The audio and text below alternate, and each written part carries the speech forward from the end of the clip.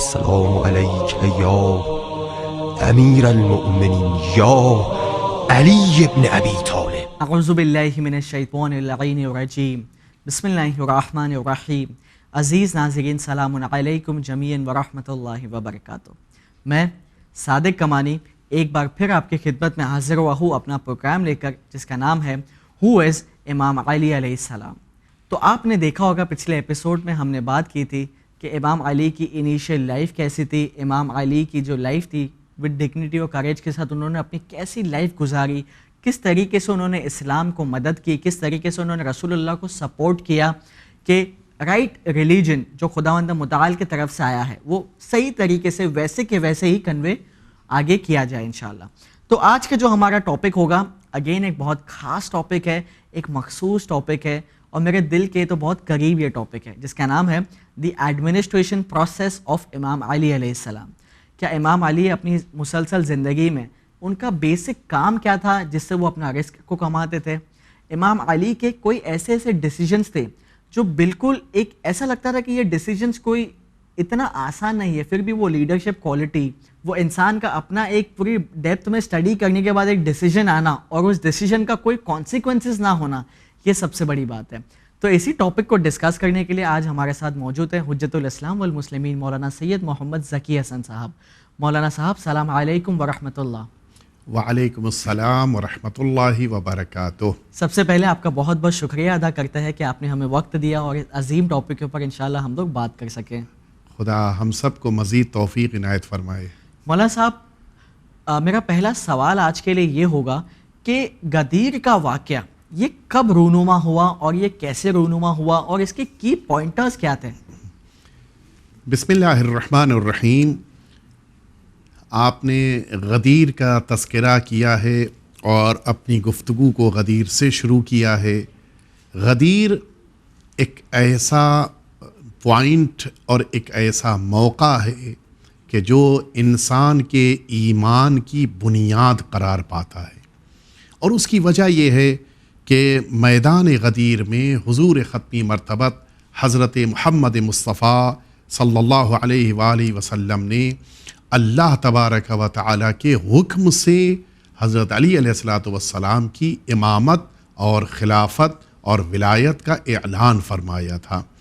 میں آپ سے ایک بات پوچھنا چاہتا ہوں، آپ نے بھی بینک اکاؤنٹ کھولا ہے جی، اس بینک اکاؤنٹ میں ایک کالم رہا ہوگا نومنی کا، تو آپ نے اس نومنی کی جگہ کے اوپر کسی نہ کسی کا نام لکھا ہوگا، وائف کا نام، بیٹے کا نام، والد کا نام، بھائی کا نام، کسی کا نام انسان لکھتا ہے۔ کیوں؟ اس لیے کہ وہ جو پیسہ آپ نے اس میں رکھا ہے وہ آپ کے بعد ویسٹ نہ ہو جائے، بالکل بیکار نہ ہو جائے۔ تو آپ کو اپنے 10 20 50 ہزار روپے کا اتنا خیال ہے، لیکن کیا پیغمبر اکرم کو اتنا بھی خیال نہیں ہوگا کہ اپنے بعد وہ تمام چیزیں جو اللہ سے امت تک پہنچائی ہیں ان کا کسی کو ذمہ دار بنا کے جائیں؟ پیسہ تو آتا ہے، دوبارہ واپس بھی لایا جا سکتا ہے، لیکن اگر وہ اللہ کا پیغام ضائع ہو جائے پھر تو بڑا مسئلہ ہے۔ اللہ کے رسول کے اندر وہ درد کیوں نہیں ہے؟ درد ہے، احساس ہے، اور اسی لیے اللہ نے رسول اللہ کو یہ حکم دیا کہ آپ میدان غدیر میں اس امت تک پیغام کو پہنچا کر حضرت علی علیہ السلام کو اپنا جانشین بنائیں۔ اور اسی لیے پہلی بار اس امت مسلمہ میں اتنا بڑا کراؤڈ ایک ساتھ دکھائی دیا ہے۔ اس سے پہلے اور اس کے بعد رسالت مآب کی حیات طیبہ میں اتنا بڑا مجمع نہیں دکھائی دیا کہ 1.25 لاکھ حاجی ہوں۔ بہت بڑی تعداد ہے، بالکل بالکل۔ اتنی بڑی تعداد حج سے واپس آ رہی ہے اور خم نامی جگہ پر پہنچ کر اب وہاں سے راستے مختلف ہو رہے تھے۔ حضور اکرم نے اس میدان میں خاص طور پہ ایک الگ سے ممبر بنوایا اور اس ممبر پہ تشریف لے کر گئے، اور پھر آپ نے یہ پیغام پہنچایا کہ دیکھو جس طرح سے سارے انبیاء دنیا میں آئے واپس گئے، اب مجھے بھی ایک دن واپس جانا ہے، لہٰذا اب میں تمہارے درمیان 2 گراں قدر چیزیں چھوڑ کے جا رہا ہوں۔ انی تارک فیکم الثقلین کتاب اللہ وعطرتی اہل بیتی، کہ میں تمہارے درمیان 2 گراں قدر چیزیں قرآن اور اہل بیت کو چھوڑ کے جا رہا ہوں، اور بس اسی پر اکتفا نہیں فرمائی بلکہ آپ نے کچھ ہی لمحات کے بعد حضرت علی علیہ الصلوۃ والسلام کے دست مبارک کو بلند کیا اور یہ جملہ فرمایا کہ الا تم لوگ جان لو من کنت مولا ہو فہذا علی مولا، جس کا میں مولا ہوں اس کے یہ آج سے علی مولا ہیں۔ یہ جو میدان غدیر میں رسالت مآب نے حضرت علی علیہ الصلوۃ والسلام کی ولایت اور آپ کی خلافت کا اعلان کیا ہے، یہ وہ ریئلٹی ہے کہ جس کو ساری امت مسلمہ نے اپنی کتابوں میں لکھا ہے۔ یہ الگ بات ہے کہ حدیث پیغمبر کے معنی کو چینج کرنے کی کوشش کی ہے، لیکن حقیقت یہ ہے کہ میدان غدیر سے اسی ولایت کا اللہ کے رسول نے اعلان کیا ہے کہ جو ولایت رسول اللہ کو اللہ نے عطا کی ہے، سبحان اللہ، سیم ٹو سیم۔ اب اگر ہم رسول اللہ کو اپنا سرپرست اور ولی مانتے ہیں تو اسی طرح سے ہمیں اللہ کے رسول کے بعد سرکار امیر المؤمنین حضرت علی علیہ السلام کو اپنا سرپرست اور اپنا ولی ماننا ہے۔ یعنی غدیر کے موقع پر جو رسول اللہ نے پیغام پہنچایا وہ خود خداوند متعال کا پیغام ہے جو رسول اللہ نے لوگوں تک پہنچایا ہے۔ اور اس کی بہترین دلیل ہے کہ سورہ مائدہ میں اللہ نے اس آیت کے ذریعے سے اس پیغام کے پہنچانے کا حکم دیا تھا کہ یا ایھا الرسول بلغ ما انزل الیک من ربک، آپ وہ پیغام پہنچا دیجئے جو آپ تک پہنچایا گیا ہے ابھی تک۔ یعنی پیغام اللہ سے رسول اللہ تک آیا ہے، رسول اللہ سے امت تک آیا ہے، اور اب یہیں سے امیر المؤمنین حضرت علی علیہ السلام کی ولایت کو نہ ماننا کیا نقصان ہوگا؟ نقصان یہ ہوگا کہ اس سے ہم نے رسالت مآب کا انکار کیا، اور رسالت مآب ہی کا انکار نہیں ہے، چونکہ حکم اللہ کا ہے لہٰذا اللہ کا انکار ہے۔ تو ولایت کو نہ ماننا رسالت کو بھی ٹھکرانا ہے اور توحید کا بھی انکار ہے۔ پھر تو انسان ظاہر ہے کہ جب اللہ اور رسول کو نہیں مان رہا ہے تو پھر نام کا مسلمان ہونا کافی نہیں ہے، عملی طور پر اسلام کا اظہار کرنا ضروری ہے۔ تو سبحان اللہ مولانا صاحب، تو کیا مولانا صاحب جیسے ابھی آپ نے ہمیں بتایا کہ غدیر کے واقعے کے بعد رسول اللہ صلی اللہ علیہ وآلہ وسلم نے امام علی کو مولا بنایا، خداوند متعال کا وہ پیغام کو دنیا تک پہنچایا، کیا اس کے بعد بھی امام علی خود اپنی زندگی میں کس فیلڈ سے اپنا ذاتی رزق کو آن کرتے تھے؟ بہت اچھی بات کہی آپ نے۔ معمولاً کوئی پوسٹ مل جانے کے بعد پھر یہ تصور نہیں رہ جاتا کہ انسان محنت مزدوری کے ذریعے سے اپنے رزق کو حاصل کرے، لیکن ریئلٹی یہ ہے کہ جس طرح سے امیر المؤمنین حضرت علی علیہ الصلوۃ والسلام نے بچپن سے محنت کی، مشقت برداشت کی اور رزق کو فراہم کیا، اسی طرح سے میدان غدیر میں اعلان ولایت کے بعد بھی یہ سلسلہ جاری رہا۔ اور اب حال یہ ہے کہ آپ رسالت مآب کے بعد ظلم ہوئے آپ پر، آپ کو تکلیفیں پہنچائی گئیں، آپ کا حق آپ سے چھینا گیا، اس کے باوجود مولا علی نے محنت کرنا نہیں چھوڑا، اسی انداز میں محنت۔ یہ 25 سال حضرت علی علیہ الصلوۃ والسلام اپنے بیت الشرف میں مقید رہے، اس اعتبار سے کہ مولا کو وہ سارے حقوق جو رسالت مآب نے عطا کیے تھے وہ امت نے چھین لیا۔ اس کے باوجود حضرت علی علیہ الصلوۃ والسلام نے محنت کی، مشقت کی، اور اپنے گھر میں موجود افراد کی زندگی کے لیے رزق کو فراہم کیا۔ ایک جملہ اور میں یہاں پر عرض کر دوں، حضرت علی علیہ الصلوۃ والسلام نے سب سے زیادہ اسلام کی طرف سے ڈیفنس کیا ہے، اور نتیجے میں اسلام کی ہر جنگ میں کچھ نہ کچھ مال غنیمت آیا۔ بالکل، یہ جو مال غنیمت آتا تھا اس میں کبھی کبھی گھوڑے ہوتے تھے، کبھی تلواریں ہوتی تھیں، کبھی زمین ہوتی تھی، کبھی باغ ہوتے تھے، مولا کو بھی اس میں سے حصہ ملتا تھا۔ یہ جو زمین مولا کو ملتی تھی، میں عرض کروں آپ کی خدمت میں کہ جذبہ یہ تھا مولا کے اندر کہ جب ایک جنگ میں ایک زمین مولا کو بھی ملی تو مولا نے اس زمین میں کھدائی شروع کی، اور پھر کچھ دیر کے بعد اس میں سے چشمہ جاری ہوا، پانی فوارے کی شکل میں آسمان کی طرف پانی جا رہا تھا، کافی بلند ہو رہا تھا۔ چونکہ اس مدینے کے ماحول میں، اطراف مدینہ میں چشمہ کسی جگہ کے اوپر پھوٹ جائے بہت بڑی نعمت تھی، بالکل بالکل، بہت بڑی نعمت پانی مل جائے۔ لوگوں نے کہا کہ مولا آپ کو مبارک ہو، آپ کے باغ میں تو آپ کی زمین پہ تو پانی نکل آیا. مولا نے برجستہ کیا جواب دیا؟ مولا فرماتے ہیں کہ مبارک ان لوگوں کو ہو کہ جن کو یہ پانی ملنے والا ہے. لوگوں نے پوچھا کس کو ملنے والا ہے؟ کہا میں نے اس کو وقف کر دیا، یہ امت کے لیے ہے.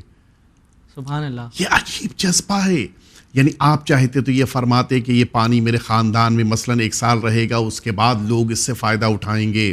مولا فرما سکتے تھے کہ پہلے میرے گھر والے پانی بھر لیں گے، اس کے بعد بقیہ لوگوں کو پانی ملے گا. کچھ نہیں، سارا کچھ وقف کر دیا انہوں نے. اور اسی طرح سے مولا نے اپنی حیات طیبہ میں 3 اہم طریقے اختیار کیے تھے رزق حاصل کرنے کے. میں اس بات کو عرض کروں تاکہ ہمارے سننے والے دوست اور برادران کے لیے بھی یہ چیز مفید ثابت ہو. مولا نے اپنی زندگی میں 3 کام بڑے اہم انجام دیے تھے. ایک، کھیتی. مولا نے اپنے زمینوں میں کھیتی کو بڑی بڑی اہمیت دی تھی. چیزیں لگائی جائیں، حتیٰ درخت لگائے جائیں، باغ بن جائیں، زمین میں چیزیں بوئی جائیں اور ان کے ذریعے سے پیداوار ہو اور پھر لوگوں کو فائدہ ملے. یہ ایک کام. دوسرا کام جو مولا کی حیات طیبہ میں تھا وہ بہت اہم تھا، وہ مولا کا کھجور کے درخت لگانا. بعض چیزیں جو ویسٹ سمجھی جاتی ہیں ان کے ذریعے سے بھی کیسے رزق فراہم کیا جائے، اس بات کو ہمیں حضرت کی حیات طیبہ سے سمجھنا چاہیے. ایک مثال ہے، میں عرض کروں آپ کی خدمت میں کہ لوگوں نے دیکھا کہ مولا ایک اونٹ کے اوپر اس کی پیٹھ پر لے کے جا رہے ہیں کوئی چیز. لوگوں نے پوچھا اس میں کیا ہے؟ آپ نے بتایا کہ تم لوگوں کو نہیں پتا ہے، یہ کھجور کے بیج ہیں، سیڈز ہیں. پوچھا کیا کر رہے ہیں، کیوں لے جا رہے ہیں؟ مولا نے فرمایا، وہاں پہ آقا کا جملہ تھا کہ اگر اللہ نے چاہا تو یہ 1,00,000 کھجور کے پیڑ ہیں جن کو میں لے جا رہا ہوں. ابھی تک بہت سے لوگ متوجہ نہیں ہوئے. مولا لے کر گئے باغ میں، اس کو مختلف جگہوں پہ اپنی زمین میں مولا نے بو دیا. کچھ دنوں بعد جب اس میں سے پودے نکلنا شروع ہوئے، فرمایا وہ جو 1,00,000 درخت میں نے بتائے تھے وہ یہ ہیں. یعنی وہ جو کھجور کے بیج لوگ پھینک دیتے ہیں اس کے ذریعے سے بھی مولا نے رزق کو فراہم کیا. لیکن کس کے لیے؟ امت کے لیے. اور اسی لیے مناقب شہر ابن عاشوب میں یہ جملہ ملتا ہے، مناقب آل ابی طالب میں، کہ مولا کے پاس سالانہ 40,000 دینار کی درآمد ہوتی تھی انہی درختوں کے ذریعے سے. یعنی 40,000 دینار کی انکم ہوتی تھی ان کی. ہاں، اس زمانے میں 40,000 دینار بہت بڑی رقم تھی. بالکل بالکل. یہ مولا کی سال کی درآمد تھی اتنی بڑی. یہ دوسرا کام تھا. اور تیسرا کام جو بہت زیادہ مولا کی نگاہ میں اہمیت رکھتا تھا اور اس کے لیے اپنے اصحاب سے بھی تاکید فرماتے تھے، مولا کنویں کھودتے تھے اور مولا چشموں کا انتظام کرتے تھے. اور جب کہیں پہ کنواں کھد گیا، اس میں سے پانی نکلنے لگا یا چشمہ کہیں کے اوپر جاری ہو گیا، تو پھر اب وہاں سے وہ راستے بناتے تھے پانی بہنے کے لیے، کہ جن کو عام زبان میں نالی کہا جاتا ہے. ان راستوں سے پانی کھیتوں میں پہنچانا، کسی کے باغ تک پہنچانا، چونکہ اس زمانے میں پانی کا مرکز ایک ہوتا تھا اور پھر اس کو مختلف جگہوں تک پہنچایا جاتا تھا. اور یہ ایک بہت بڑی درآمد ہوتی تھی اس زمانے میں، یہ ایک بہت بڑا بزنس سمجھا جاتا تھا. یہ 3 کام مولا نے اپنی حیات طیبہ میں بہت زیادہ کیے: زمینوں کو آباد کرنا، درختوں کو لگانا اور زمین سے پانی کا نکال. حتیٰ روایت میں ہے کہ حضرت ایک دفعہ اسی طرح سے زمین میں کنویں کھودتے ہوئے چلے جا رہے ہیں گہرائی میں، اچانک پانی نکل پڑا. جب کہیں گہرائی میں پانی نکل پڑے تو انسان کی مینٹلٹی یہ ہوتی ہے کہ فوراً باہر نکلے، گھبرا کے باہر نکلنا چاہتا ہے. مولا وہاں پہ ٹھہر گئے، جلدی سے باہر نہیں نکل رہے ہیں. لوگوں نے ذرا سا کان لگائے کہ دیکھیں نیچے کیا کر رہے ہیں، آخر اب تو اوپر آ جانا چاہیے.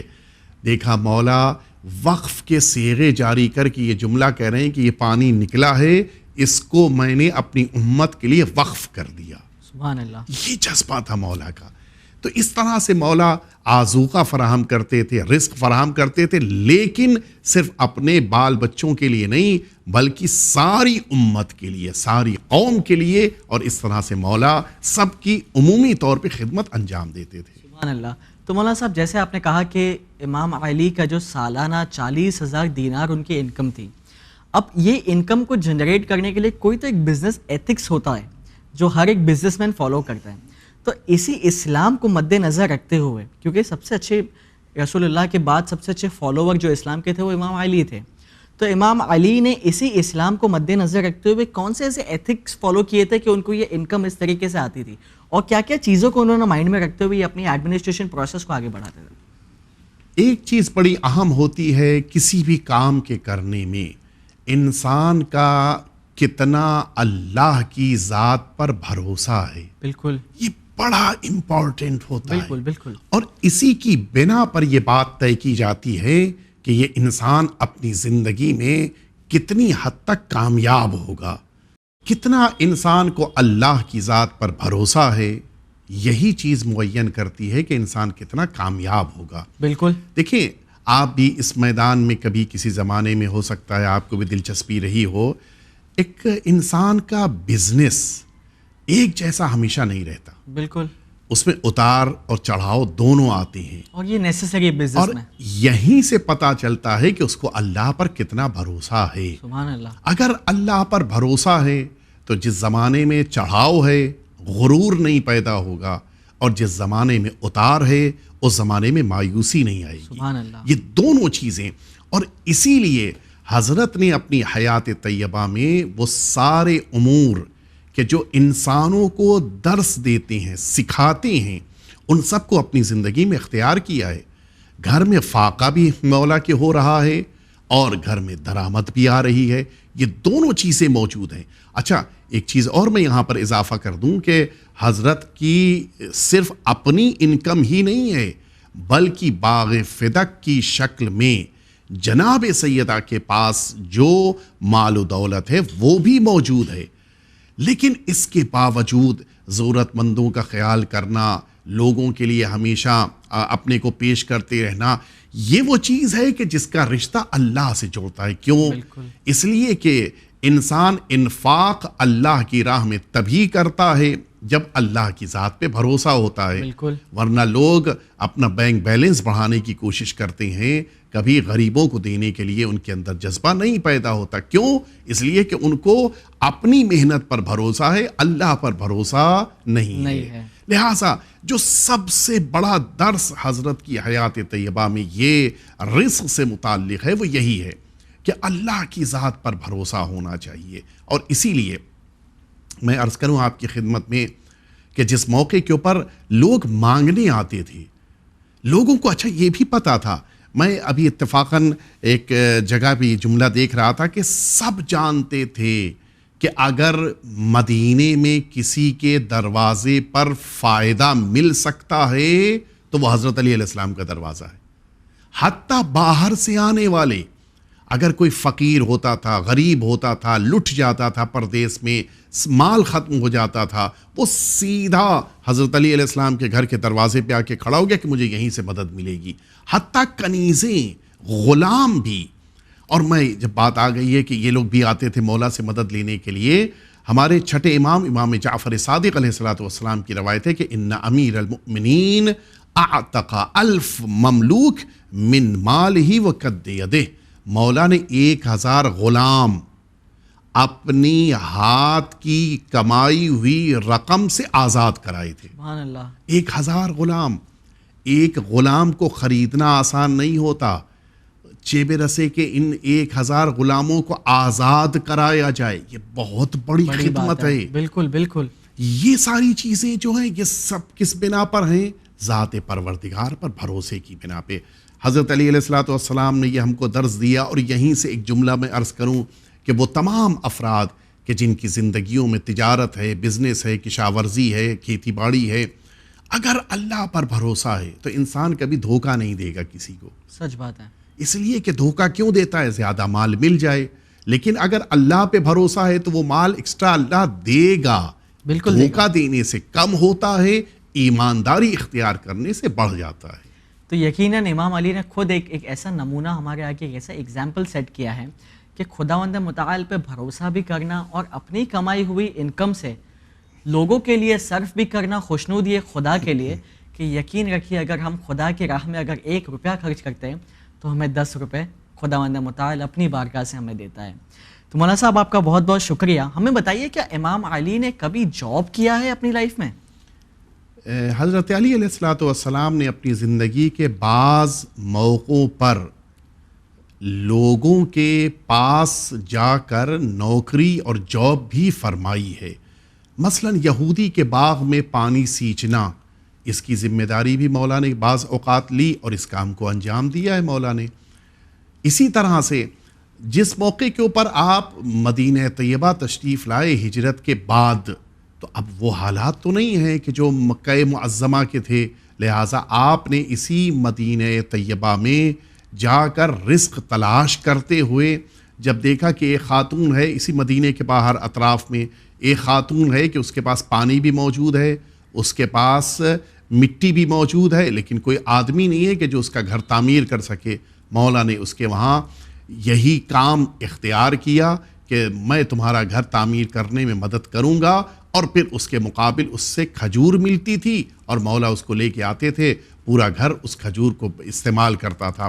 اسی طرح سے ایک روایت میں ملتا ہے کہ حضرت علی علیہ الصلوۃ والسلام، یہ عقد سیدہ کے بعد کا واقعہ ہے. حضرت علی علیہ الصلوۃ والسلام ایک دن رسالت مآب کی خدمت میں پہنچے، چہرہ دیکھا اترا ہوا ہے رسالت مآب کا، شمع رسالت کے پروانے ہیں حضرت علی علیہ الصلوۃ والسلام. آپ تو برداشت نہیں کر پائے، سمجھ گئے کہ آپ نے 1-2 دن سے کھانا نہیں کھایا ہے. فوراً آپ نکل پڑے، اور پھر آپ جس موقع آپ کے پاس، میں نے اس دن بھی عرض کیا تھا، آپ کو یاد ہوگا کہ دلو، یہ وہ ایک ڈونگے ٹائپ سے ایک ظرف ہوتا تھا کہ جس سے کنویں سے پانی نکالا جاتا تھا. آپ نے گھر سے وہ دلو لیا اور آ کے انہوں نے تلاش کیا. پتہ چلا ایک کسان ہے کہ جس کو اپنے کھیت میں پانی پہنچانا ہے، لیکن کوئی اس کنویں سے پانی نکالنے والا نہیں ہے. آپ نے فرمایا کہ ٹھیک ہے، میں پانی نکالنے کے لیے تیار ہوں، بتاؤ اس کے مقابل کتنی اجرت دو گے. اس نے طے کیا کہ ایک دلو، ایک ڈونگے کے مقابل ایک کھجور دیں گے. کھجور اس زمانے میں بعض کی کوالٹی اتنی ہائی ہوتی تھی کہ ایک کھجور پورے ایک کھانے کے برابر اثر رکھتی تھی. بعض کھجوریں ہوتی تھیں، ایک کھجور ایک دلو کے مقابل. مولا نے تقریباً 100 دلو پانی نکال کر اس کو دیا تاکہ اس کے کھیت تک پانی پہنچ جائے، اور یہ 100 کھجوریں لے کے آئے. اچھا ہونا کیا چاہیے تھا، گھر میں زوجہ بھی ہے، گھر میں بچے بھی ہیں، خود بھی انسان بھوکا ہے. نہیں، یہ ساری کھجوریں لے جا کے رسالت مآب کے سامنے رکھ دیا. آپ تناول فرما لیجئے، ہم سب شکم سیر ہو جائیں گے. یہ محبت رسالت مآب کی. لیکن رسالت مآب تو ظاہر ہے کہ ان سے زیادہ کون رحمت للعالمین ہو سکتا ہے. ان کھجوروں کو لے کے آپ اپنی بیٹی کے گھر آئے، دیکھا گھر میں، بیٹی کے گھر میں بھی فاقہ ہو رہا ہے. یہ سب نے بیٹھ کر ان کھجوروں کو تناول کیا، اور ان کھجوروں میں اللہ نے اتنی برکت دی کہ اس مدینے کے فقیروں میں بھی وہ کھجوریں بانٹی گئیں. تب بھی یہ کھجوریں اللہ کی برکت کی بنا پر گھر میں اسی طرح سے محفوظ رہیں. سبحان اللہ. تو مولانا صاحب ہمیں بتائیے کہ امام علی علیہ السلام کی نالج میں کبھی کوئی کمی نہیں تھی. الحمدللہ کافی نالج تھی، سائنٹیفک نالج ہو یا فلسافیکل نالج ہو، ہر چیز میں وہ مکمل تھے. تو ہمیں کچھ ایگزامپلس ان کے بارے میں بتائیے، جیسے جو ریلیٹ کرے، یعنی کہ ان کی نالج سائنس کے لیے کیسی تھی، یا ان کی نالج پراپر پریکٹیکل ورلڈ کے لیے کیسی تھی، یا کرنٹ افیئرس کے لیے ان کو وہ سچویشن کو ڈیل کرنے میں ان کی نالج کیسی تھی. دیکھیے، ایک بات تو ہم کو سمجھنا ہے، جو میں پہلے ہی کلیئر کر دوں، کہ انسان کے لیے سب سے بڑا مشکل مسئلہ ہوتا ہے کہ اپنی نالج کے لیول کے افراد نہ ملنے کی وجہ سے لوگوں کی لیول اور سطح پر بات کرنا، یہ بڑا مشکل ہوتا ہے. بالکل، یہ ڈیفیکلٹ ہوتا ہے. مثلا اگر ایک سوسائٹی میں ایک MD ڈاکٹر ہے اور وہ آ جائے کسی ایسے معاشرے میں کہ جہاں بالکل بھی نالج، الٹریسی ہے ہر طرف، اب نتیجہ یہ ہے کہ اس کو خود کو نیچے لا کے لوگوں کے لیول پہ گفتگو کرنی پڑے گی. بہت ٹف ہوتا ہے. اس کا سمپل سا ایگزامپل یہ ہے کہ ایک PhD والا اگر ایک انسان ہو، وہ فرسٹ اسٹینڈرڈ کے بچوں کے ساتھ کلاس میں بھیج دیا جائے.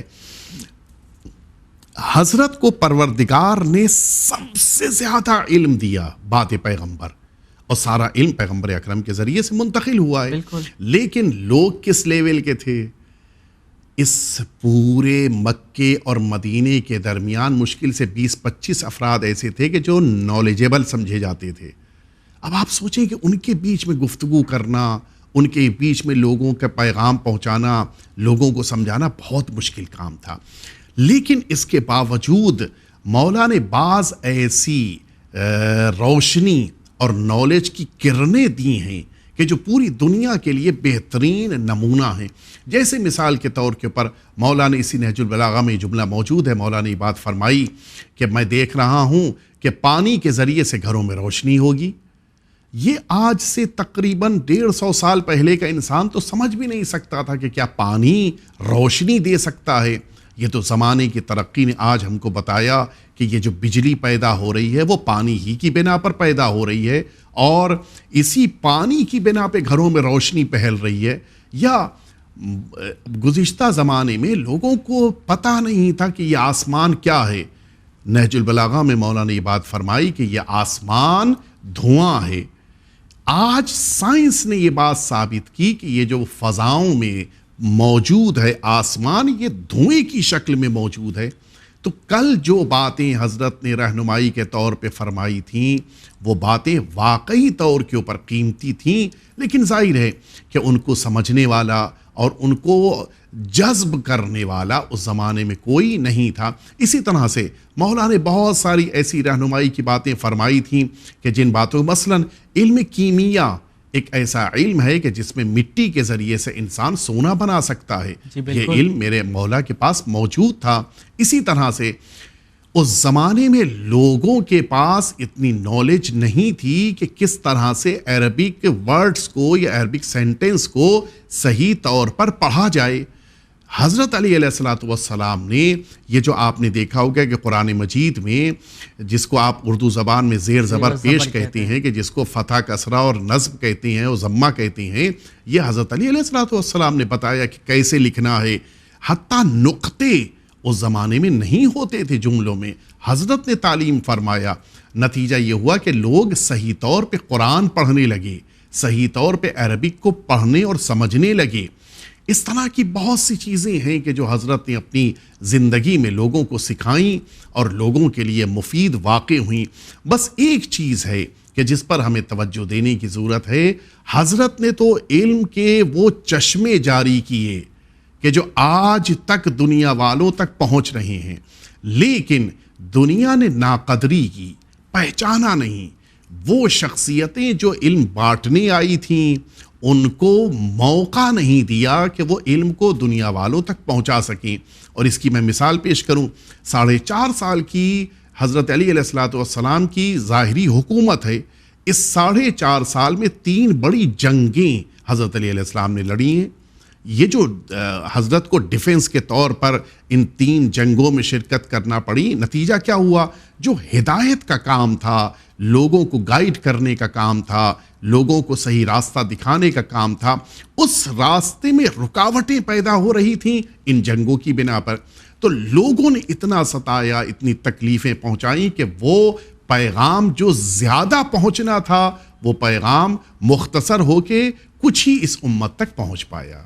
جی بالکل مولانا صاحب، میں آپ کی بات سے بہت سہمت ہوں کہ رکاوٹیں پہنچائی تبھی جا کر علم صحیح طریقے سے یا مکمل کامل طریقے سے پہنچ نہیں پایا. پھر بھی الحمدللہ یہ بات کہنا مناسب ہے کہ تب بھی اتنا علم پہنچایا امام علی ابن ابی طالب علیہ السلام نے کہ آج تک دنیا اس کا فائدہ اٹھا رہی ہے. تو مولانا صاحب میرا آخری سوال یہ ہوگا کہ آج کے لیے کہ خود امام علی علیہ السلام نے اپنے اصحابوں کے کس طریقے سے تربیت کی، کس طریقے سے ان تک نالج کو پہنچایا؟ سب سے اہم کام حضرت نے یہی فرمایا کہ جو مولا کے اطراف میں موجود تھے، ان کے اصحاب یا ان کے زیر نظر کام کرنے والے غلام، ان سب کی جو تربیت کی ہے وہ بہترین تربیت ہے.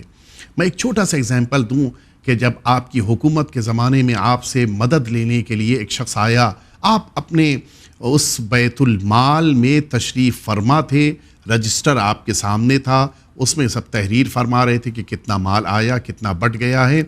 جب وہ آیا اور آپ کے پاس آ کر بیٹھا، مولا نے اس سے گفتگو شروع کی اور شروع کرتے ہی پہلا کام یہ کیا کہ سامنے رکھی ہوئی شمع کو آپ نے خاموش کر دیا.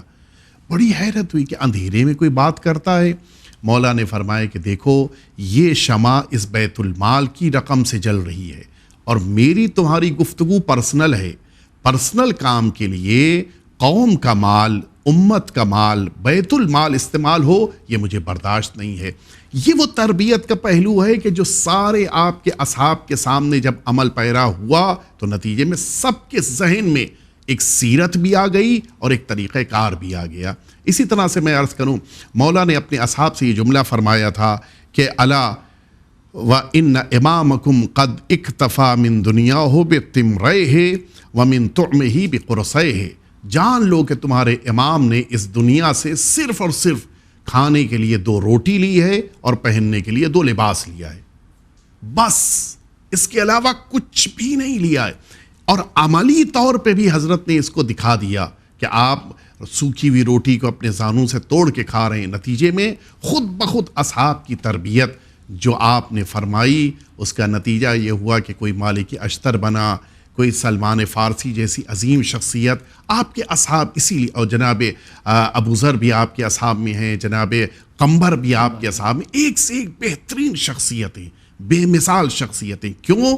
حضرت علی علیہ السلام کی بہترین تربیت کے نتیجے میں ایسے گوہر نایاب دنیا والوں کے سامنے آئے. سبحان اللہ. مولا صاحب آپ کا بہت بہت شکریہ. تو عزیز ناظرین، آپ نے سنا کہ مولا نے، امام علی علیہ السلام نے نالج کو صرف زبان سے ہی نہیں بلکہ ایکشن سے بھی ان تک پہنچایا ہے، اپنے عمل سے بھی ان تک پہنچایا ہے. اور یہی ہمارے لیے یہ مثال ہے کہ کس طریقے سے ہمیں اپنی زندگی کو کیسے گزارنا چاہیے. کیونکہ عزیز ناظرین ابھی دامن وقت ہمیں اجازت نہیں دیتا کہ ہم اس ایپیسوڈ کو کنٹینیو کریں، اسی لیے انشاءاللہ اگلے ایپیسوڈ میں آپ سے ملاقات ہوگی اور کچھ جھلکیاں میں آپ کی خدمت میں پیش کروں کہ اگلی ایپیسوڈ میں انشاءاللہ ہم لوگ یہ بات کریں گے کہ جب امام علی بظاہر طور پر گورن کر رہے تھے تو ان کا گورننس کا پروسیس کیسا تھا. انشاءاللہ امید ہے آپ کو بہت فائدہ پہنچا ہوگا. اسی ٹاپکس کو انشاءاللہ آپ سارے لوگوں تک پہنچائیے. چینل ون پیغام انسانیت کو لوگوں تک پہنچائیے. ہمارے سوشل میڈیا اکاؤنٹس کو فالو کرنا نہیں بھولیے گا انشاءاللہ. تب تک کے لیے میں صادق کمانی آپ سے لیتا ہوں اجازت. انشاءاللہ دعاؤں میں یاد رکھیے گا. والسلام علیکم جمیعاً ورحمۃ اللہ وبرکاتہ. از آن زمان که شنیدم فمن یمت یرنی هوای موت به سر دارم و لقات. علی